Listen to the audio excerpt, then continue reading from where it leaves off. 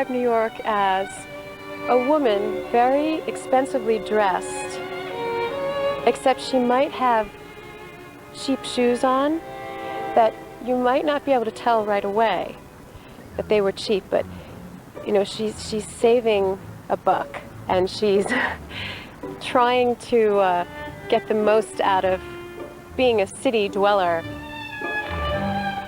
It's brash, it's sophisticated, knowledgeable, cocky. It's incredibly energetic, not hyperactive, but energetic in knowing what it needs to do to get it done. People will go out of their ways on the street. If you ask for information, people might even walk you someplace. It's got this kind of unfriendly facade, but I think part of that is due to the fact that you can't be friendly with everybody. I think New York has a personality of its own. I think it's an exciting place to be. It's thriving, it's active, it's full of life. And every kind of activity that you could imagine takes place in New York, both honorable and dishonorable. New York is the place. It's the best place in the world, I could say that.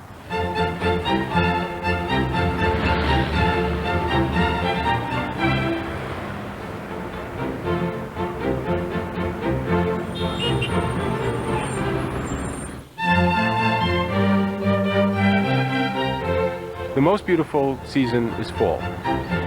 The colors are beautiful, the trees change, the light is very special. You start to notice the leaves turning, and you have to go into the park to see it, because you know, if you look at those few trees that line the streets of New York, it's hard to tell because sometimes they turn and then, you know, a week later it's gone. New York is great in that you have very distinct seasons. You know, if you live in Southern California, Hawaii, or Florida, you might not see that at all. And you know, I love seeing the very clear turning points.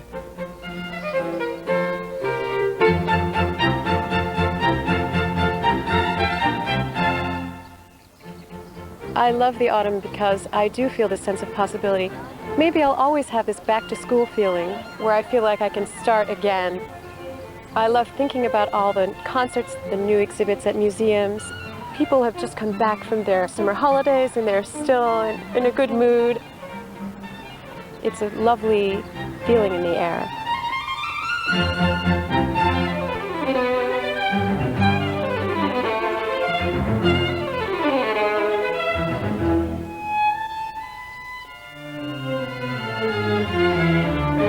Autumn is a very, the two outer movements are very energetic and very festive. In the first movement, these peasants having partied a little too hard, they kind of fell asleep, having drunk a little too much. That's kind of like New York.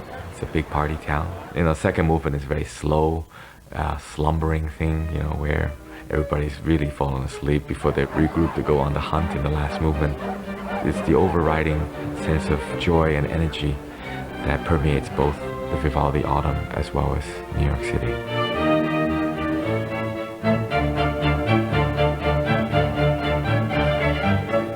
It was a next-door neighbor who inspired me to play the violin. I was instantly drawn to his playing, and I'll go to his house every day to watch him work. For a 5-year-old to show that kind of interest, my parents thought that, you know, this kid must have some inherent musicality in him. As I got better and I began to win some local competitions, it was time to leave Taiwan.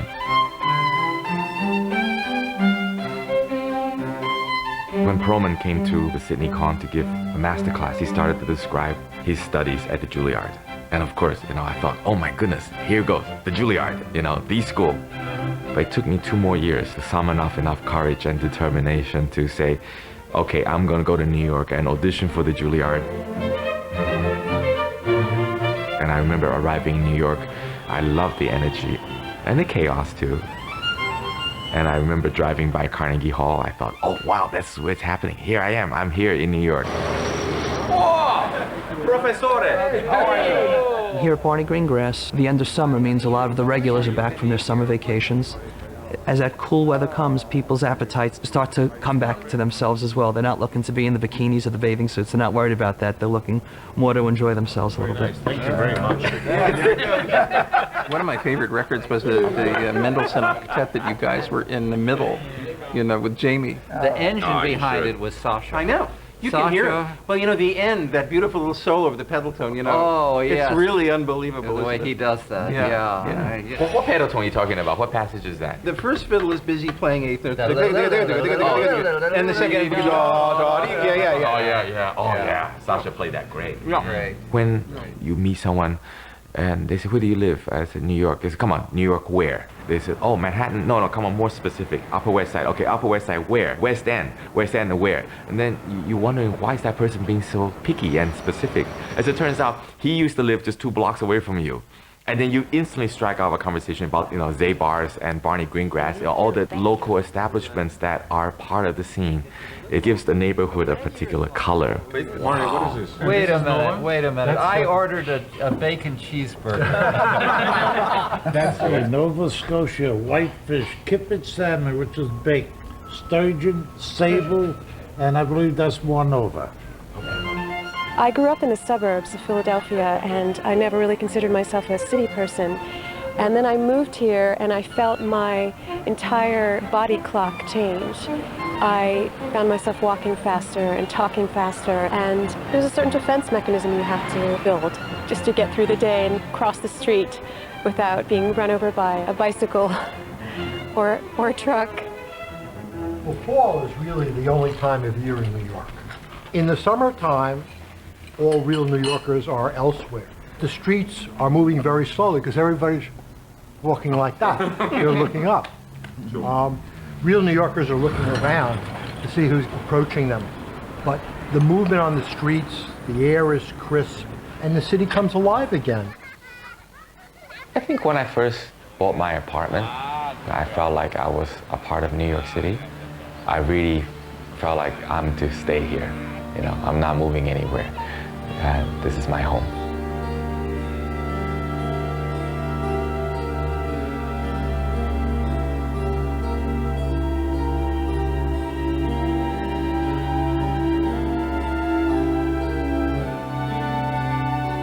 Whether it's the Yankees or the 9/11 event, there's a certain unity that you see out of New Yorkers. But of course, the mindset after 9/11 changed a lot. People don't think New York as this imperious, invincible city anymore. I was in Australia when 9/11 took place, but when I did return, and the first time I remember, seeing the Manhattan skyline without the Twin Towers, it was a shock.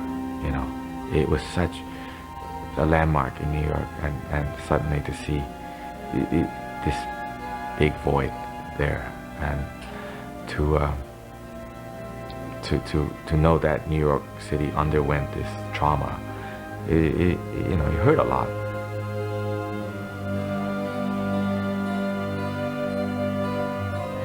It was a beautiful day that day, sort of like today. I was in the park, and we ran into all these business people coming up from Rockefeller Center, and their heads were just down, and their briefcases were very close to their body. They were hanging on to them like for strength. And that night, the streets were filled with people, and all the restaurants were filled with families. You could barely walk on the sidewalk. Eventually that all subsided, and we calmed down, and we're more philosophical about it.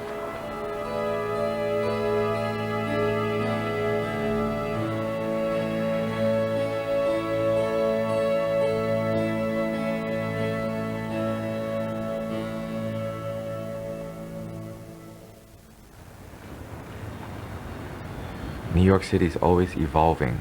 People are looking for the last niche of land to develop.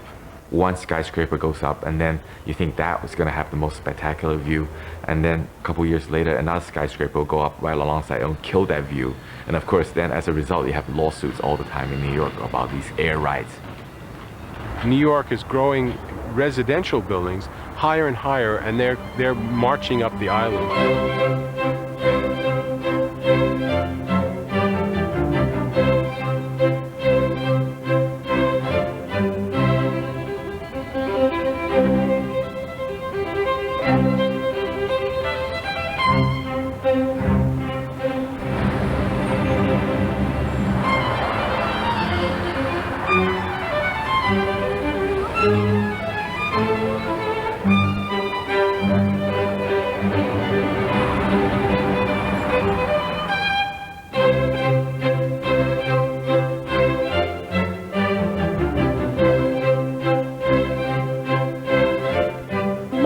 I feel very lucky to live here and very excited about the possibilities. Sometimes I meet someone on the bus or just have a casual interaction with someone I'm waiting on the corner with, and it makes me smile and it makes me laugh, and it reminds me that there are so many incredible people who live here.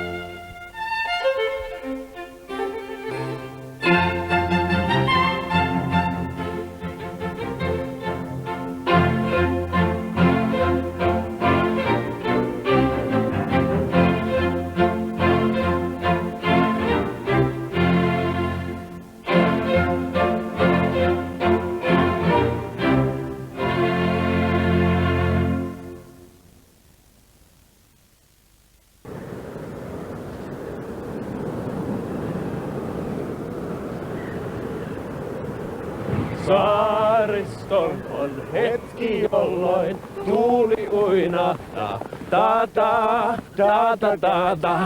Kitalla vahtera puu.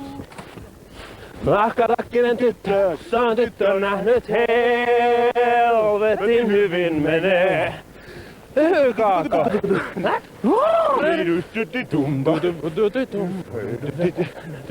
Jokahan riittää sitä paskajahmina ja leimaa haistuu.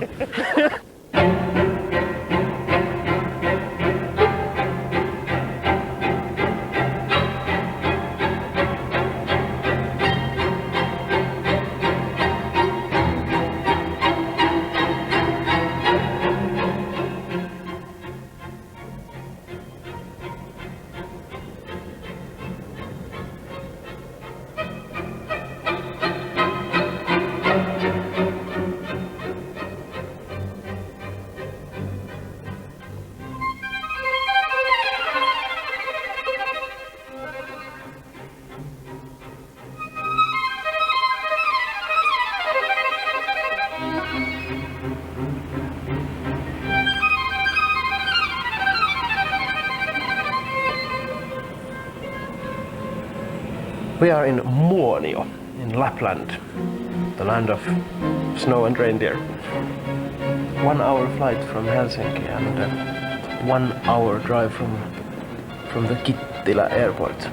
Maybe compared to Iceland, I would say we would be a little bit further up than northern Iceland. The house belongs to a friend of my family, Mr. Jaakko Alatalo, and I've only been in this house once before. That was about 1 year ago. I remember we had a chat with Jaakko about having some music performed here. So I'm very happy that this is going to happen now.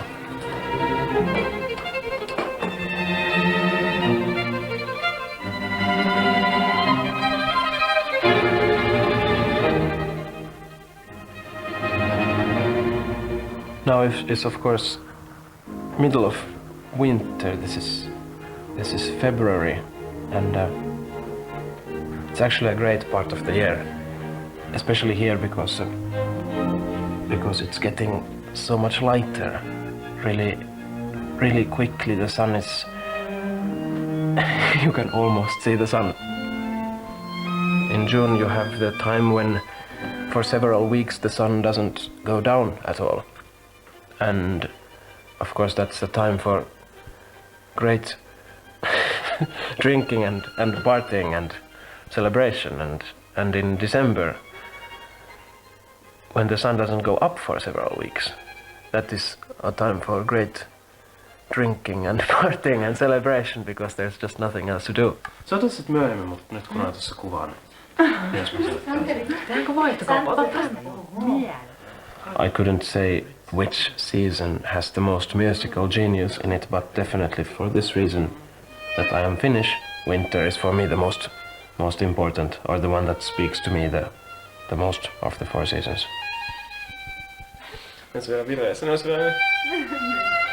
Pitkä talvi vaikuttaa ainakin minuun sillä tavalla, että se rauhoittaa. Että minä en ole koskaan tuntenut semmoista kuin kaamusmasennus, koska silloin on niinku hyvä aika tehdä semmoisia sisätöitä, mitä ei kiireisenä kesäaikana ennätä tekemään. Ja muutenkin on aikaa enemmän niinku ajatukselle ajatella.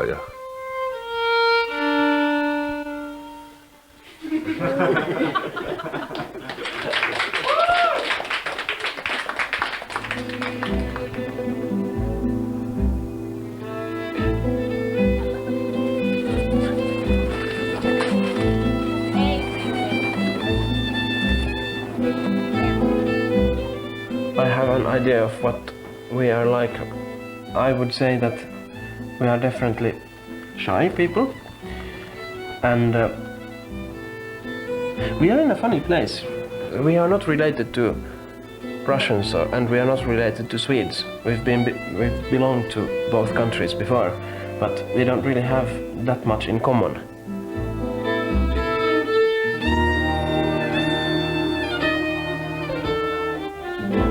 We belong to the same group of people as the Hungarians, but for some reason we didn't want to stay where it was warm and perhaps a little bit dangerous neighbors.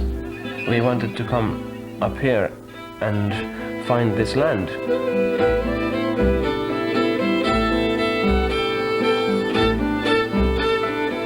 We've been living here for a very long time, so we are getting used to the effect of the dark period of the year. If you happen to be lucky enough to work with something that you really love and you feel is important, for example, music, that will help you get through.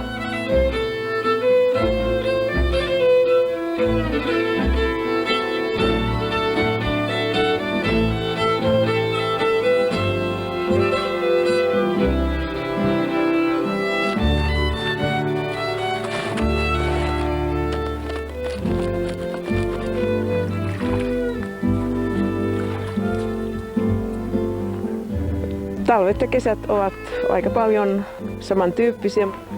Growing up in southern Finland, we used to have really fantastic winters, and we don't anymore. But still here in Lapland we can kind of come here every winter and see what it really is like.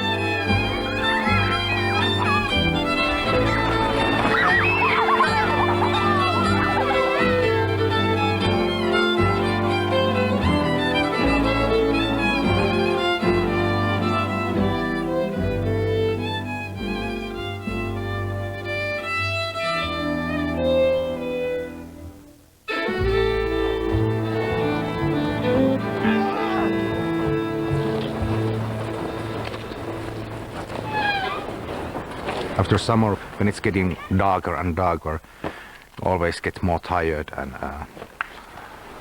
I think before Christmas it's the most bad time.